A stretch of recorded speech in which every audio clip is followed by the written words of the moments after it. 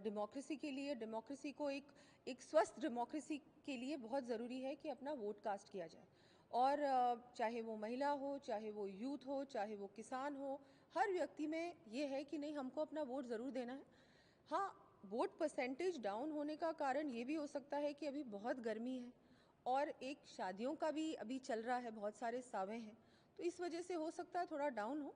मैं तो सभी को आपके माध्यम से कहना चाहूँगी कि अपने वोट का ज़रूर प्रयोग करें।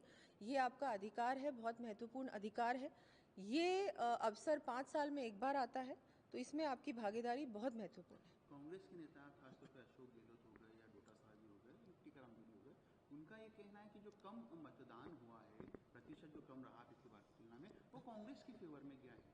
क्या कहना है आप? नहीं, उनका तो जो वो कहना चाहे कहेंगे, उनका किसी को रोक कोई सकता नहीं है, डेमोक्रेसी है। लेकिन मैं तो यही कहना चाहूँगी ऐसा कुछ नहीं है, वो भ्रम में है, भ्रम में रहे।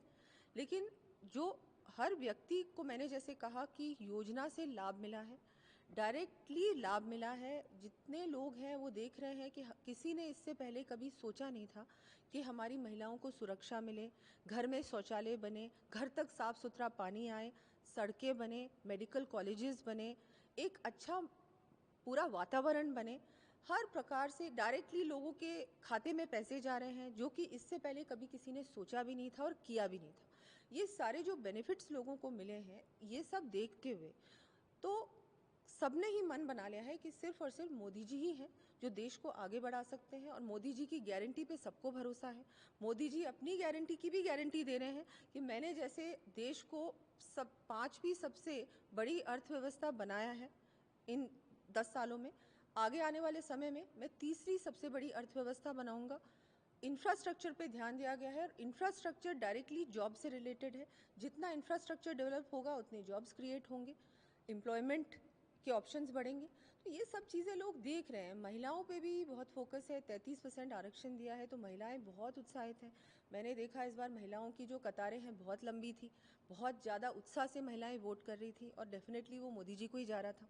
दिया जी, आपने चूंकि बात कही कि वोटर्स उत्साहित थे, मोदी जी की गारंटियों की भी आपने बात कही, लेकिन कहीं ना कहीं जो विपक्ष है वो सवाल उठाता है कि जिस प्रकार से दौरे लगातार, चाहे प्रधानमंत्री जी हो, अमित शाह जी हो, लगातार जो राजस्थान में दौरे हो रहे हैं उसको लेकर सवाल उठा रहा है। हालांकि उनके नेताओं के भी दौरे हो रहे हैं, क्या लगता है आपको बड़े नेताओं के दौरे, क्योंकि बीजेपी के पास एक बड़ा चेहरा है मोदी जी का, लेकिन कांग्रेस का कोई चेहरा अब तक विपक्षी गठबंधन का तय नहीं हो पाया कि उनके प्रधानमंत्री का उम्मीदवार होगा कौन? सबसे बड़ा सवाल यही है कि वो अपना उम्मीदवार प्रधानमंत्री का अभी तक तय क्यों नहीं कर रहे हैं, उसकी घोषणा क्यों नहीं कर रहे हैं।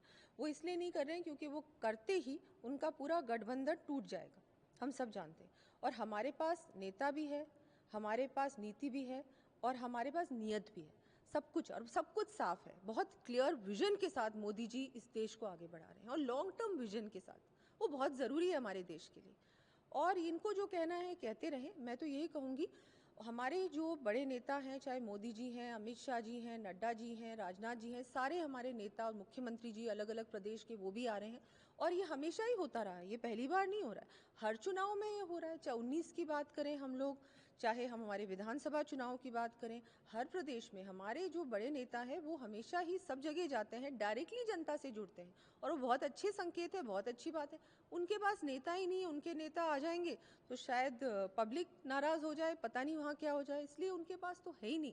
जी, बीजेपी की एक खासियत रही है कि बीजेपी नए चेहरों को मौका देती है। इन चुनावों में भी कई नए चेहरों को मौका दिया गया है। जहाँ तक कांग्रेस की बात की जाए तो कांग्रेस में तमाम पुराने लोगों को तो मौका दिया है, कुछ मौजूदा विधायकों को भी चुनाव लड़ा है। किस तरह देखते हैं आप इसको, नयापन जो अलग अलग प्रयोग बीजेपी करती है उसका कितना फायदा हो पाएगा? नहीं, बहुत अच्छा है। नए लोगों को अवसर मिलना चाहिए, और एक फ्रेश अप्रोच होनी चाहिए। और मुझे लगता है कि जनता में भी ये एक उत्साह ज़्यादा होता है कि भाई ये नया व्यक्ति है, ये अच्छा काम करेगा, और बहुत अच्छा ये है। और कांग्रेस के पास, देखिए मैंने कहा उनके पास नेता ही नहीं है, उनकी पार्टी को तो सब लोग छोड़ के जा रहे हैं, तो अब कहाँ से वो लोग नए लोग लेके आएंगे। और हमारे पास तो बहुत अच्छा, हमारी जो पार्टी है वो विश्व की सबसे बड़ी पार्टी है, और हर व्यक्ति मोदी जी का परिवार है।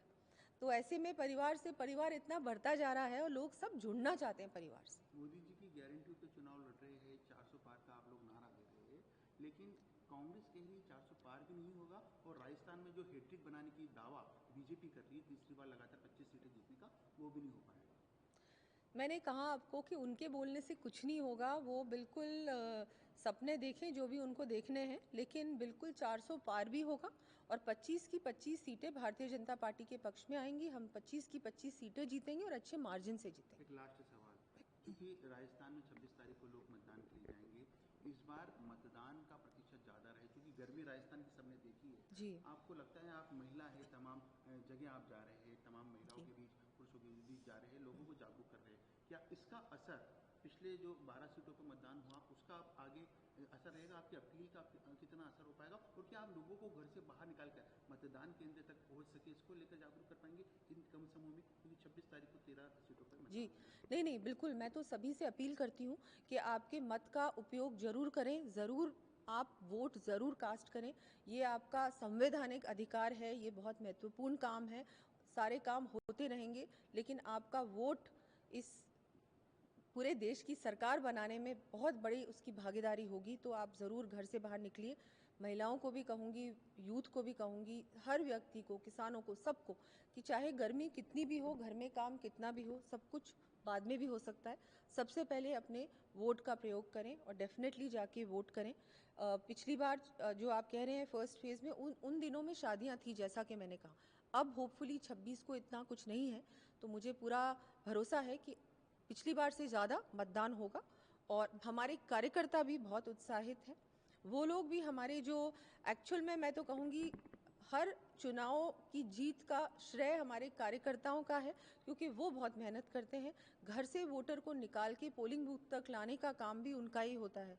तो वो भी पूरी तरह से उन्होंने भी पूरे मान लिया है कि नहीं, हमको पूरी तरह से एक एक वोटर को निकालना है। और प्लीज़ आप सब जाके वोट ज़रूर करें, बहुत ज़रूरी है। लास्ट सवाल है, लास्ट सवाल ये है कि ये जो चुनाव है, 10 साल के जो कामकाज है मोदी सरकार का, जो कोई बड़े डिसीजन है, धारा 370 हटाना, राम मंदिर का निर्माण होगा, 3 तलाक जैसी व्यवस्थाओं के खिलाफ रहना, अब नया जो घोषणा पत्र है उसमें जो समान नागरिकता संहिता लागू करने की बात कही, कितना असर डाल पाएंगे इन चुनाव में यह मुद्दे?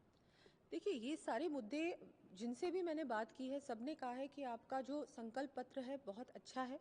और आप एक, जैसा मैंने कहा, एक विजन के साथ मोदी जी ने और हमारी पार्टी ने संकल्प पत्र बनाया है। शॉर्ट टर्म विजन नहीं, लॉन्ग टर्म विजन। जो बात करते हैं हम 2047 तक विकसित भारत की, वो तभी पॉसिबल है अगर ये डिसीजंस लिए जाएं समय पर। और ये जो तीसरा कार्यकाल होगा, उसमें भी डेफिनेटली ऐतिहासिक फैसले लिए जाएंगे, जैसा कि प्रधानमंत्री जी ने भी कहा है।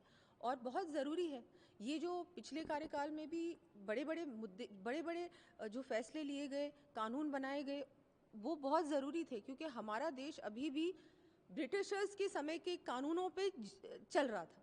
तो ये सारी चीज़ें परिवर्तन लाना, मुझे लगता है हर सरकार को करना चाहिए। कांग्रेस की जब सरकार थी, यूपीए की सरकार थी, उन्होंने इन चीज़ों पे ध्यान ही नहीं दिया। जब से मोदी जी की सरकार बनी है, तब से ये सब चीज़ें हम लोग कर रहे हैं। एक डिसाइसिव गवर्नमेंट होनी चाहिए ना, जो निर्णय लेने में कामयाब हो, जो जो एक्चुअल में निर्णय ले सके। तो वो जो हमारे देश को मिला है, ये जनता भी देख रही है। और इसको देखते ही आप देखिएगा, सब लोग भारतीय जनता पार्टी को ही वोट करेंगे। राम मंदिर से जुड़ा मेरा सवाल था, क्योंकि राम मंदिर का सवाल इसलिए कि जयपुर राज परिवार राम का वंशज है, वंशावलियों में उसका जिक्र भी है कहीं ना कहीं।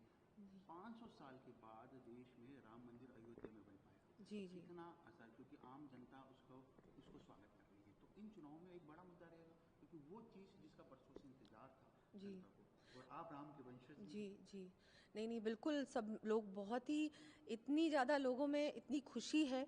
और इतना मुझे लगता है, जब राम मंदिर का जो प्राण प्रतिष्ठा का कार्यक्रम हुआ, उस दिन भी लोगों में, पूरे देश में क्या, पूरे ही विश्व में, हर व्यक्ति में इतनी खुशी थी। लोग खुशी से रो रहे थे कि भाई ये काम हो गया। 500 साल से जिस चीज़ का हम इंतज़ार कर रहे थे और सोच रहे थे कि कभी होगा भी कि नहीं, उन राम जी को अयोध्या में फिर से विराजमान करना, ये मोदी जी ने जो काम किया है, इससे सब लोग बहुत खुश हैं। और बिल्कुल ये देखिए, इसमें कोई पॉलिटिकल बात नहीं है, ये तो बहुत आवश्यक था। और आज तक क्यों नहीं हुआ, ये बहुत बड़ी बड़ी बात थी, लेकिन किया। मोदी जी ने जो कहा उसको किया। और हमेशा ही, जैसा मैं कहती हूँ कि मोदी जी जो कहते हैं ना, उस चीज़ को करते हैं। वो झूठे वादे, झूठी घोषणाएं नहीं करते। उनकी गारंटी पे विश्वास है लोगों को, और उस गारंटी की भी वो गारंटी ले रहे हैं। तो ये बहुत बड़ी बात है। और बिल्कुल